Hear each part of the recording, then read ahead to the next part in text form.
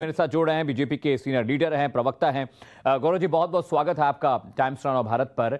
अखिलेश यादव को अब election commission पर भरोसा नहीं रहा, प्रशासन पे भरोसा नहीं रहा। वो कह रहे हैं कि बीजेपी ईवीएम में गड़बड़ कर रही है।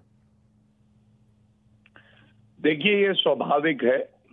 लाल टोपी जानती है कि वो चुनाव हार रही है और इसीलिए चाहे संवैधानिक संस्थाएं हो, ईवीएम हो। इससे पहले अखिलेश यादव ने कहा था उत्तर प्रदेश की पुलिस पे मुझे भरोसा नहीं है। तो ये कहावत है, खिसियानी बिल्ली खंबा नोचे, और वो ही अखिलेश यादव पे लागू होती है। वो जान गए हैं कि इस बार उनकी सीटें पिछली बार से भी कम आने वाली है और भारतीय जनता पार्टी की प्रचंड बहुमत से सरकार बनने वाली है। और ये बौखलाहट अब साफ हो गई है कि ठीकरा कहाँ फोड़े, तो ईवीएम और इलेक्शन कमीशन ऑफ इंडिया की बात वो कर रहे हैं।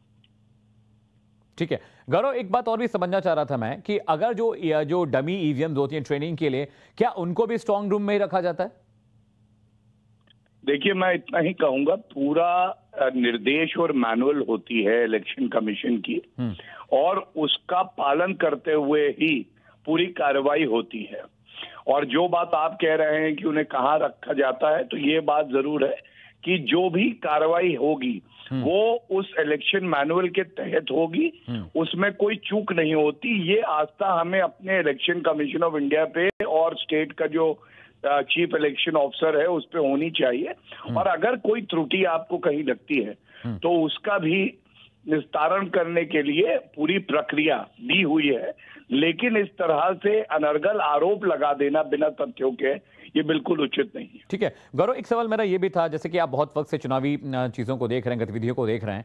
मेरा सवाल ये भी है कि अगर इलेक्शन कमीशन ने सीसीटीवी की एक्सेस तमाम राजनीतिक दलों को दे रखी है, फिर भी इतनी बौखलाहट क्यों है अखिलेश यादव में? और एग्जिट पोल आने के बाद तो बौखलाहट बढ़ गई। और देखिए, स्वाभाविक है, जैसा मैंने कहा कि वो जानते हैं वो चुनाव हार रहे हैं और जिस तरह की अराजकता का प्रतीक अखिलेश यादव और समाजवादी पार्टी है, हम सब जानते हैं।